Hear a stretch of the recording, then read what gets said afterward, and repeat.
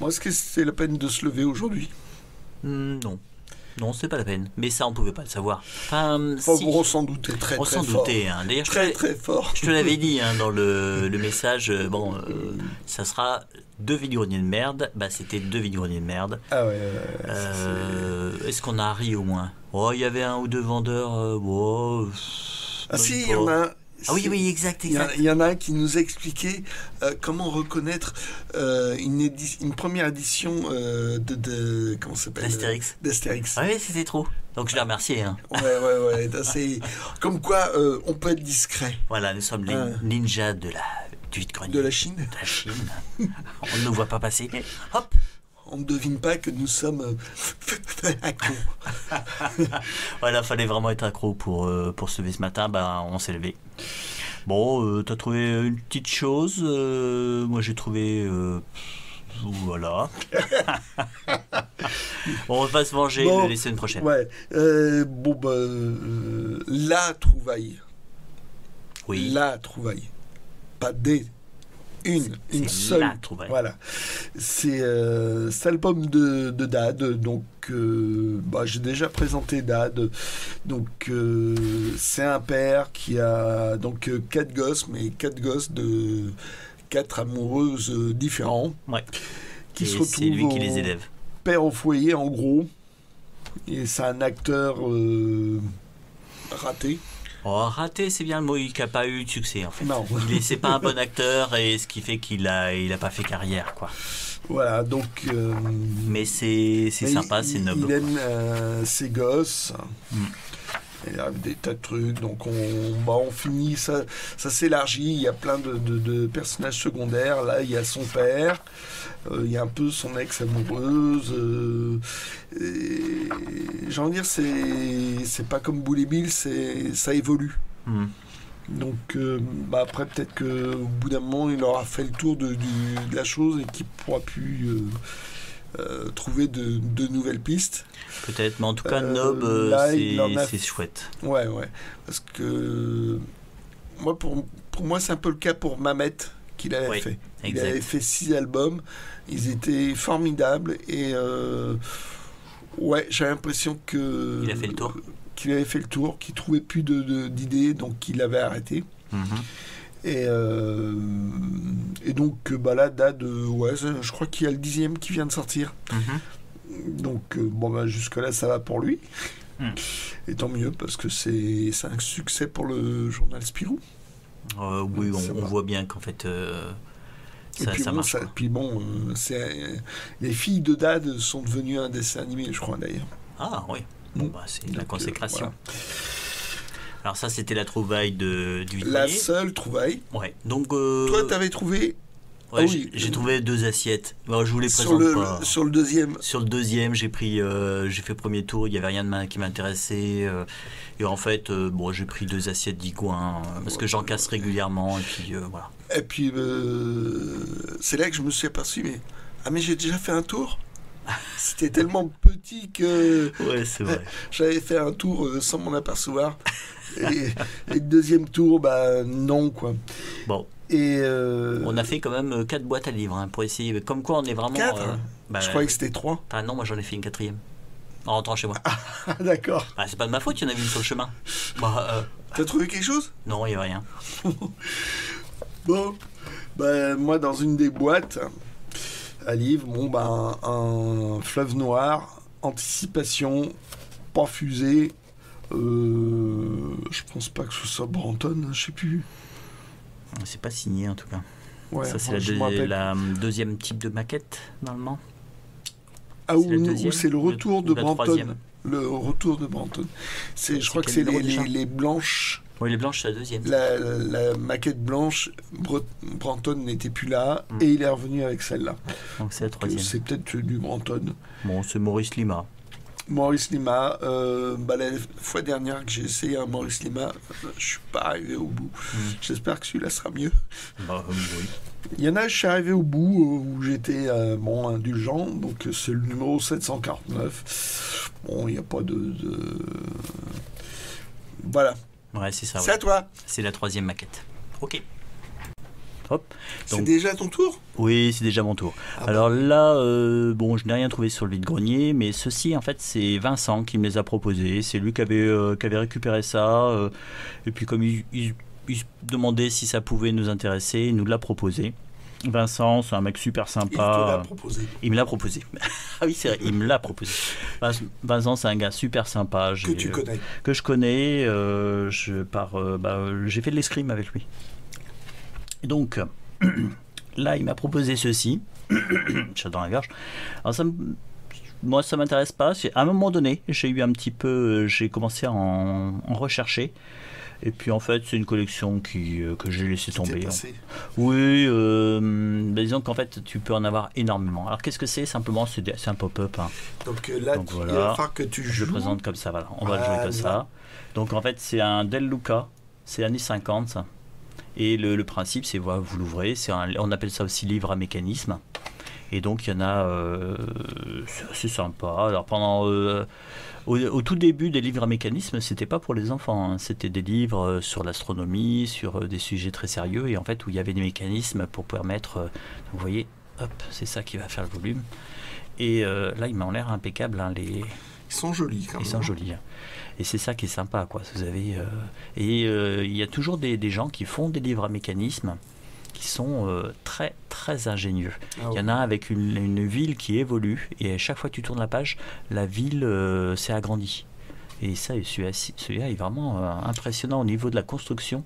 Je pense que le gars, c'est un petit peu tordu le ciboulot pour... J'ai vu des trucs Harry Potter, mais incroyables. Un pote qui était fan de ça. Ouais, très beau. Là, c'est assez simple, mais c'est vraiment mais pas mal. Chouette. Ah ouais, c'est chouette. Il y a une ambiance. Il y a un bon sens de la 3D de profondeur. Ouais. Ah oui, totalement. Hein. Puis là, ils sont nickel. Ils sont tous, voilà, ils sont tous parfaits. Oui, il y a vraiment une grande profondeur. Oui. Ouais. Ça, c'est pas mal du tout. Ouais. Donc là, je crois que celui-ci, c'est de 59. Je vais regarder par curiosité, parce qu'en fait, cette collection-là, je ne la connaissais pas. Mais je crois que c'est ça, c'est un Del Luca. Donc c'est sur Cendrillon. J'en ai un ou deux sur un aéroport et je dois avoir un sur le Chaboté, je crois.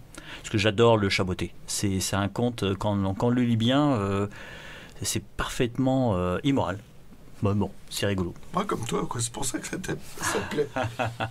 Alors, ceci, ça m'intéressait beaucoup plus. C'était dans un lot de Spirou qui m'a proposé. Il y avait ces 3 numéros. Heureusement, pour moi, ils ne sont pas dans une série. La série n'est pas complète. Donc, ce qui est intéressant, parce que généralement, les gens, pour Spirou, ils vont pas juste les rechercher au numéro. Ils vont les chercher, en fait, une série qui soit l'équivalent d'une reliure. Ce qui permet, en fait, de compléter avec des faire mi-reliure, mi-magazine. Là, ce qui est intéressant, c'est que je vous les sors comme ça. 3 numéros spéciaux. Ce sont 3 numéros spéciaux. Donc, d'ailleurs, ils continuent de faire des numéros spéciaux, hein, à Pâques, au moment de Noël et tout. Et donc, là... Oui, mais là, il y a un petit quelque chose en plus. Il y a quelque chose en plus, c'est-à-dire que vous avez donc la feuille... En plus, là, vous avez la page classique, en fait, pour l'époque. Donc, ça, c'est en 57. Donc, avec les 3 bandes Franquin, le bandeau, en fait, dessiné aussi par Franquin. Et là, vous avez le calendrier qui est présenté. Donc, bon, vous avez la revue normale, classique. Alors, ça, c'est une époque que j'adore. Dans les années 50, Et ici, vous avez le calendrier 58 qui est là. Dessiné par Franquin. Bien sûr, sinon c'est pas drôle. Ouais. Et donc, vous pouvez le découper et le garder. Alors là, la personne ne l'a pas découpé. Donc ça se présente en 4 parties. Et c'est ça qui fait la valeur à ce Spirou. Donc là, on a celui-ci. Évidemment, c'était des dessins inédits, quoi. Oui, bah oui. Alors là, on a celui de Pâques. Donc c'est Pâques 59, donc toujours. Là, c'est la peur au bout du fil, en fait. Et c'est incroyable, d'ailleurs, quand on les lit à cette période-là, les histoires s'enchaînaient à une vitesse. Donc ça, voilà, c'est aussi l'intérêt d'avoir les Spirou. Des numéros, quoi. Les numéros, il y avait une animation et c'était... Ah, c'est super. Hein. C'était... Franquin, JDM. Tiens, regarde, là, le Boomterix. Ah oui, le Boomterix. Et c'est signé par l'équipe. L'équipe. Ah ouais, d'accord. Et attends, je crois qu'il y avait Denis. Ouais. C'était le studio où il y avait Franquin. Ah ok, d'accord. Et c'est eux qui ont Donc fait il ça. y a peut-être Roba, enfin ils sont mis à plusieurs. Franquin a dû participer au scénario ou des trucs comme ça. D'accord. Alors là, vous avez illustré par Maurice quand même. Ouais. Petite. C'est ce qui fait l'intérêt vraiment quand on est à fond dans Spirou, c'est tous ces dessins qui ont été faits par les dessinateurs. Les grands noms. Les grands noms. Ah là, voilà. Alors là, vous avez les déjà publicités. Déjà, pub. c'est beau, quoi. Pour la reliure 66, donc voilà, les grands albums qui sortaient. Et là, c'est là que c'est beau. Oh la vache. T'as commencé par le plus beau. Ouais.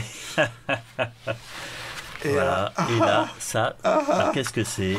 C'est le jeu de cartes. Et il n'a pas été fait, il n'a pas été coupé, il est là. Et c'est magnifique. Donc en fait, on va le présenter dans ce sens-là. Hein. Ouais. Donc, c'était fait simplement pour être plié et collé. Et donc, en fait, à chaque fois, vous aviez les faut dos. que ce soit, en fait, de l'autre côté. Hop. Voilà, c'est pratiquement blanc. Voilà. Il y a une espèce de petite publicité ou un truc comme ça. Donc, il y a le mode d'emploi. Voilà. La ligne, en fait, fallait plier. Ouais. Les coller. Coller. Comme ça, Et d'un après côté, on avait la face et le dos. Voilà. Et donc, il y a le dos, bien sûr, qui est anonyme, puisque c'est un jeu de cartes. Et par contre, toutes les cartes. Anonyme, c'est quand même un super dessin de C'est un Franquin. super dessin de Franquin. Et là, vous avez, à chaque fois, chaque carte, il y a des personnages. Donc, vous avez Champignac qui est là. Ça, c'est. Dans la meilleure période, Tucson. Ça, c'est Tucson, oui. Hop. Là. On a. C'est Blondin. Sandy. La Marsupilami. La Pierre-Louis. Pierre-Louis. Et toi, c'est marrant. Pierre-Louis, Pierre-Louis, ça va. On peut prononcer comme on veut. Ça vous. Et donc, Spring. on s'en fout. Voilà, hop. Là, le roi. Et c'est super, quoi. C'est ce supplément-là, il est magnifique. Coup de balle. Ah ouais, il est magnifique. Parce que je le cherche aussi. Le prochain sera pour moi. Alors celui-ci, je crois que tu l'as déjà. Tu l'avais acheté il n'y a pas longtemps. Ouais, mais il y avait un petit... Attends, va pas trop vite. Là. Alors ça, c'est pour l'exposition qui a eu lieu donc, à Bruxelles en 58. Avec l'atonium. Avec l'atonium qui avait été créé. Bon, on en est à l'époque du prisonnier du Bouddha. Et de la ruée sur le Klahoma. Hop. Alors l'Expo 58, reportage sur l'Expo 58. Alors c'est, je vais avoir une carte postale moi de l'Expo 58 et une petite présentation qui était sortie à l'époque. Enfin, c'est un petit aparté, donc toujours. Et on a ceci.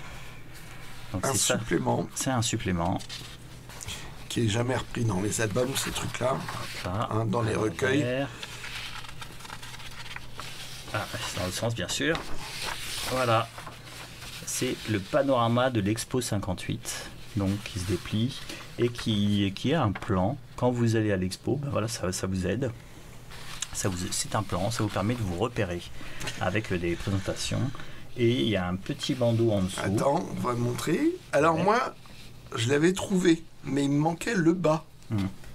Parce que le bas, en fait, c'est un autre... gadget... Il y avait un côté vachement pif gadget. Ils ont fait 2 gadgets en un, quoi. Voilà. Et donc, en fait... Hop.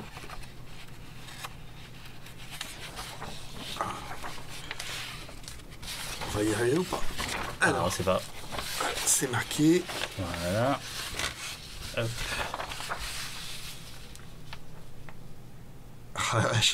Oui, ils sont à l'envers et t'as vu, ils ont bougé. Ah oui, d'accord. Et donc, en fait, voilà, c'était Maurice qui fait ça. Ok. Qui savait bien faire des gadgets. Il est très très bricoleur, Maurice. Et donc, il avait fait un espèce de dessin animé. Je crois qu'il avait fait plein de gadgets pour les enfants de JG. Pour à Noël. Au moment de Noël, ouais. Au moment de Noël, ouais. Et donc là, fallait fabriquer une sorte de boîte. Ah oui, d'accord. Et en fait, c'est une bande qu'on faisait passer. Et il y avait un effet, en fait, de... Comment on appelle ça? C'est un effet avec les yeux qui faisait que ça devait sûrement faire un... C'est un truc qui intéresserait Bobus Malus, lui. Ouais, je pense ça. Ça. Ouais. Je me Et souviens donc plus comment voilà, ça s'appelle. moi j'ai le haut, mais le bas a été fabriqué. Là, c'est en entier. Là, il est en entier, donc c'est pas courant, on va dire. Voilà. C'est vraiment pas courant. Donc voilà, c'était... puis dans ce numéro-là... ce sont des histoires qui sont particulières voilà, à l'expo. Donc là, une histoire de Tilieu, excusez du peu. Donc là, ça c'est de Liège. Est-ce que c'est là le gag de Gaston avec l'atonium, où il casse normalement un cadeau qui était destiné pour un enfant et il transforme en atonium? Ah non, voilà, le gag il est là. Alors ça a été repris, je crois, dans le R4 peut-être. Oh non, dans le numéro 0, avec en 85 ou un truc comme ça. C'était devenu extrêmement... c'était pas facile à trouver comme gag. Et pendant très très longtemps, c'est resté inédit. Voilà, donc c'est aussi l'intérêt d'avoir ces Spirou. Après, au numéro ou en reliure. Mais en numéro, c'est quand même plus sympa parce que souvent, en fait... on voit toute la cohérence. Surtout si ça fait ça. Souvent, c'est qu'en fait, il y a cet effet-là. Avec la reliure, vous ne pouvez pas le faire, ça. Et souvent, ces doubles couvertures... elles étaient enlevées. Elles étaient enlevées dans les reliures. Ouais. Donc, en fait, et là... Non, il n'y a pas d'effet. Voilà. Donc, ça, c'est ce que m'a proposé Vincent. Il ne me reste plus qu'à le payer. Voilà, tout simplement. Mais bon, c'est super qu'il me les ait proposés. Je crois que c'est la seule trouvaille intéressante de cette semaine. Oh quelle trouvaille celle-là! Ouais, elle est assez belle. Là c'est les cartes. Ah, les cartes, ouais, c'est joli. Moi, j'avais celle des années 80, parce que j'étais abonné. Ils ont ressorti un jeu de cartes il y a 2-3 ans, je crois. Tu dois l'avoir, en fait, je pense. Mais celui des années 50... Celle-ci, elle est... Ah ouais. Et elle est vendue... on peut la trouver sur eBay, mais à des prix... c'est très variable, les prix. J'ai regardé un petit peu. Il y a quelqu'un qui en a trouvé un, qui a acheté en achat immédiat tout de suite. Je pense qu'il a dû bondir dessus. Ah oui. À un prix très raisonnable. Si vous trouvez un prix très raisonnable, n'hésitez pas. Voilà. Vous nous l'offrirez. Voilà. Donc c'est tout. On va vous souhaiter une bonne semaine. Ouais. Normalement, la semaine prochaine, normalement, ça devrait être correct. Ça devrait être correct. On va sortir du désert. Parce que là, c'est 2 semaines de suite. On avait touché le fond et on avait creusé encore. Ouais, on a creusé dans le désert. Là, les prochaines, surtout samedi prochain, dimanche prochain, ça devrait être correct. Puis au mars, tout doucement, ça va commencer à devenir des vides-greniers plus intéressants. Voilà. Bon, bonne semaine à tous. À bientôt. Si vous avez aimé cette vidéo, merci de mettre un pouce bleu, de laisser un commentaire, de la partager et de vous abonner. Comme ça, l'algorithme de YouTube ne va pas nous enterrer. Voilà, je vous remercie.